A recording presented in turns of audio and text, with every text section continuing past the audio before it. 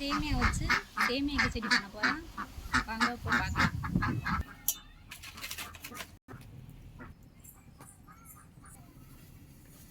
சட்டி காஞ்சிருச்சு, நல்லா சூடு ஏறிடுச்சு.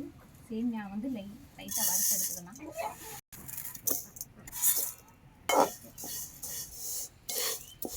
சேமியா வறுத்துருச்சு, நல்லா வறுத்தாச்சு. இப்போ தனியாக எடுத்து வச்சுக்கலாம். ஆயில் ஊற்றிக்கலாம்.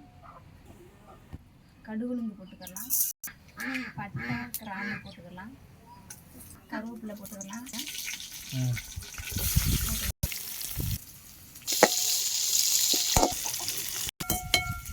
வதங்கிடுச்சு. தக்காளி போட்டுக்கலாம். கேரட்டு பீன்ஸ் போட்டுக்கலாம். உப்பு போட்டுக்கலாம். நல்லா மூடி வச்சுக்கலாம். தண்ணி ஊற்றிக்கலாம். தண்ணி கொதிச்சிருச்சு. சேமியா போட்டுக்கலாம். கிளறி விட்டுக்கலாம். சேமியா கிச்சடி வந்து நல்லா வெந்துருச்சு. இப்போ எடுத்து பிளேட்டில் வச்சுக்கலாம்.